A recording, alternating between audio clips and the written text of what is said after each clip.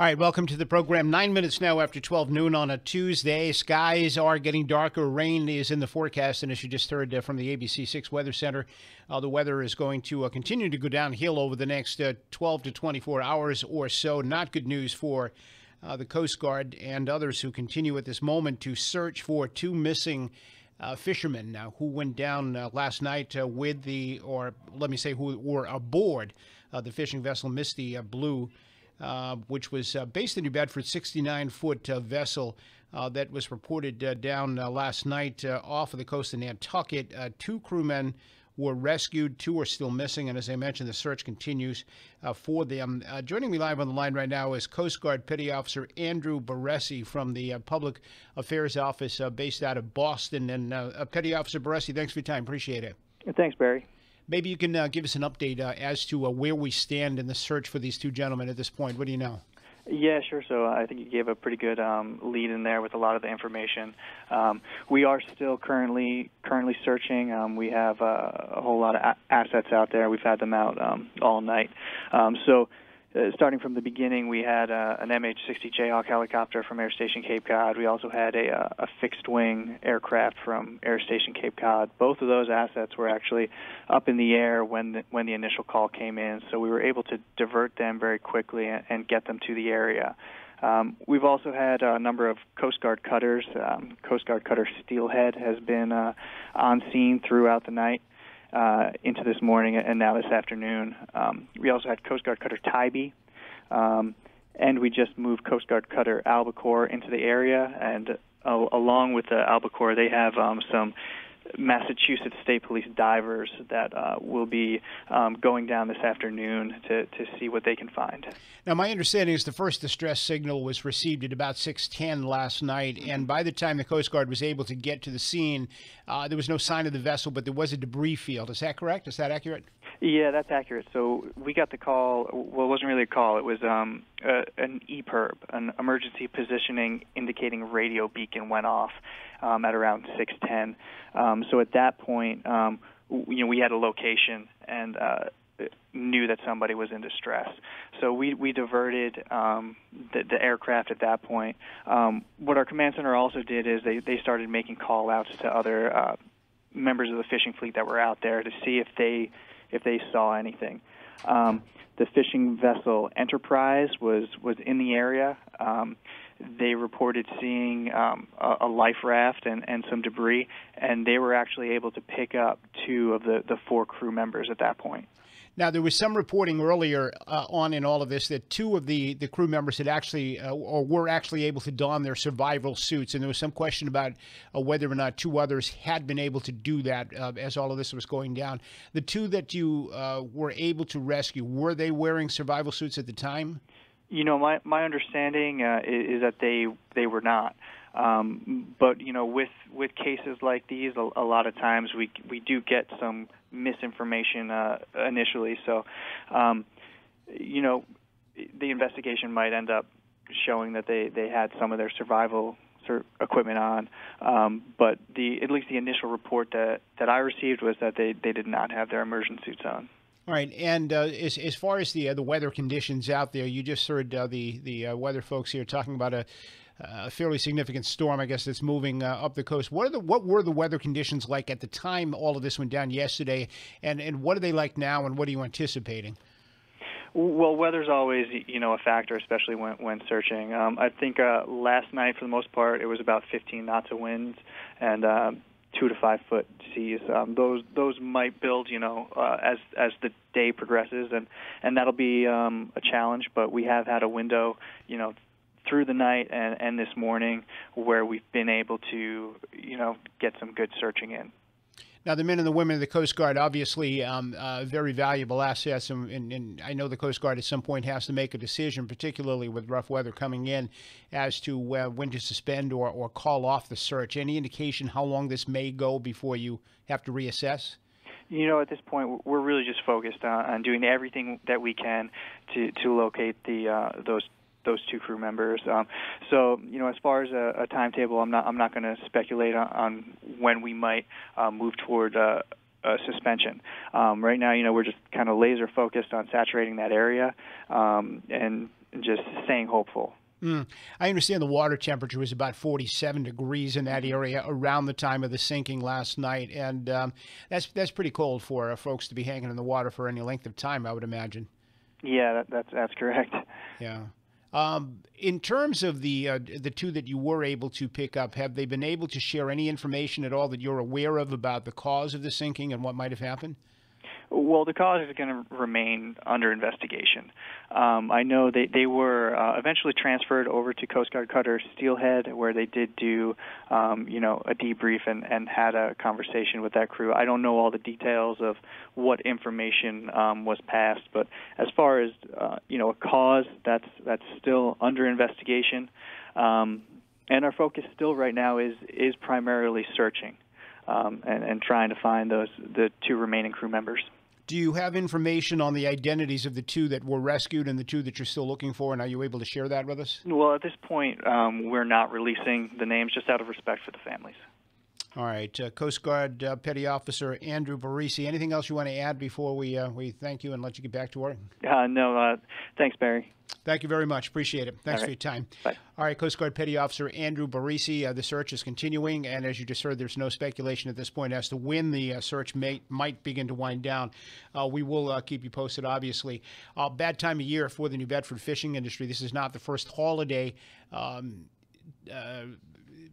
problems or sinkings that we've had with vessels, holiday seasons. Back in 2004, there were 5 crew members lost when the 75-foot Northern Edge Scalloper went down same area off of Nantucket. And then back in 1977, who can forget the Navigator, 13 crew members were lost also off Nantucket when that Scalloper went down as well. Back in 2007, not around the holiday season, but after the holidays, actually in January, late January of 2007, there was the sinking of the dragger Lady of Grace. And that impacted some local families as well. There were 4 people on board the Lady of Grace when it went down, including the captain and crew members. That included Rogerio Ventura of New Bedford. His daughter, Jennifer Ventura Freights, later began or was involved in a drive to establish a fishermen's memorial fund to raise money to construct a memorial to fishermen and everybody really involved in the fishing industry, past, present, and future. It's on the waterfront right now. If you've probably seen it, it's a gold statue of a well, I'm saying gold, it's probably brass, of a family. Fishing family, and it's located between State Pier and what's now called City Pier. It used to be Pier 3. You probably walked by it and wondered what it was all about. Well, that's what it's all about. The special significance to it is that it honors those who were lost at sea, but certainly pays tribute to all folks in the area who have been part of the fishing industry. Jennifer's with us on the line right now. Jen, appreciate your time. Thanks for taking a few minutes. No problem, Barry. How are you? I'm okay. Tell us a little bit about, well, first of all, you've been here. You've done this. Yes. You're waiting for news on a loved one, your dad, who was on a vessel. It took a few days before they were able to recover right. Your dad and several of the other members. What is this process like of waiting for news, something like this? It's really rough. Every minute is vital as far as, any type of search, so it's really important. Obviously, the sooner that the Coast Guard was able to get out there, even in the case, I'm reading about it right now with the Misty Blue and heard petty officer's update. Every minute that goes by is another minute that they're out there and another minute that, that they're not found and they're not recovered or rescued. So, it's a grueling process. It really is. So the tragedy involving the Lady of Grace drove you and others in the area to get involved in the Fishermen's Memorial Fund. Tell us how that got established, what it's all about, and tell us about the statue that's down on the waterfront. Sure. So the committee actually started, Deb Schrader will definitely correct me if I'm wrong on this one, but I want to say it was around 2004, 2005. I personally became involved after my dad passed away. So I want to say it was about 2008. About a year later, Deb had reached out to me and asked me if I wanted to be a part of it. There was absolutely no question. I definitely wanted to, be a part of this and see this memorial, take place. So the statue itself is the statue of a fishing family. So it's a father holding onto his daughter, a wife leaning over her son and husband and her kids, and one of the really cool things about the statue is that the father is handing over a baseball hat to the son, almost like to pass on the legacy, the fishing legacy from, father to son, which in a lot of cases we do have that on our fishing families and fishing fleet. Absolutely. So this is a spot where I know you have in the past gone there on the anniversary of the sinking of the Lady Grace, and you've laid flowers, and folks do that, and they lay candles. This is for anybody in the community who might be thinking of a way to honor the folks who are on shore, right. Agonizing over their loved ones out at sea, or maybe anybody with any connection or any thought about this. This is a good place for them to go and maybe perhaps leave a memory there. Exactly, and I think that was one of our goals when we really got together and talked about the concept, was that we wanted a place where people could not only honor fishing families and those lost at sea and those that are currently in the industry, past, present, and those in the future, but we also wanted a place where, people can pray or grieve or reflect or, do anything that they needed to do. And, it was just like a way to honor that and to be able to do that. So anybody who maybe between stopping for their latte or doing some Christmas shopping or whatever, who wants to stop by that statue and maybe drop some flowers or some kind of or just stop and reflect or whatever. I mean, Absolutely. This would be so beneficial to the families that are waiting right now. I agree. And I think, at this point, while we're waiting for any type of progress with the Coast Guard, I think prayers and thoughts, and I think anything that we can do as a community to come together, because one thing that I appreciated during the tragedy of my dad and those crew members was the community involvement, and everybody came together. The outpouring from everyone was probably the one thing that got me through that. So I think that that's what we can do for the families that are right now, wondering what's going on, and, hoping for the best. New Bedford has been a fishing community almost since its inception, and we're so used to it. We're so used to fathers, brothers, uncles, heading off to sea. Most come back, but it is a very, very dangerous job, and it's one that when you say goodbye to your loved one before they head out to sea, you just really never know whether they are going to come back or whether it's going to be one of these tragic cases. Again, most do come back, but it is an awfully dangerous. In the case of your father's boat, from what I've read, apparently it was in January, and ice was a problem, and the vessel apparently became top heavy and caused it to roll.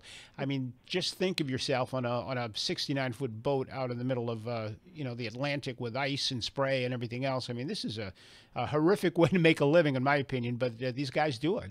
They do. And that was, a common condition. I mean, for my dad's vessel, it did become top heavy, but the icing on a vessel was something that they were very used to, having to break the ice and make sure that, things were still visible for the captain, and, trying to do as much as they could with the weather conditions. It was something that they were, accustomed to. It's certainly not ideal, but, it's something that none of us could probably even relate to, but it was something that was very common for them. It's got to be a calling. Right. Yeah. Because it does. I think most people can look at that and say, what, are you crazy? But, I mean, in order to do that and willingly do it, it's got to be a calling. You got to have really a love for the sea and a love for what you do in order to do that kind of work. You do. Yeah. And we certainly appreciate it when they bring back the bounty and always. And all of that. So heavy hearts in the city of New Bedford and Greater New Bedford today, and we're hoping for a Misty Blue Christmas miracle today. Yeah, we definitely are.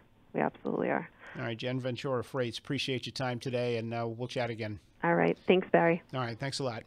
All right. So there you go. The memorial it's on the waterfront between the City Pier, what we used to call Pier 3, and the State Pier. If you have not seen it, chances are you've walked by it and didn't know what it was for. This is to honor our fishing families, and especially those who have been lost at sea over the years. And Jen thinks it would be very fitting right now in honor of those who are agonizing over the the status of their loved ones still out at sea right now, and everybody who's been lost at sea. It's a reminder of it to perhaps maybe drop a candle or some flowers or some kind of spend a couple of moments down there and reflecting at that statue over the next day or so. We are going to take a break. Whole lot of things to talk about today. We're going to come right back for your calls right after this. You're listening to 1420 WBSM. Stay with us.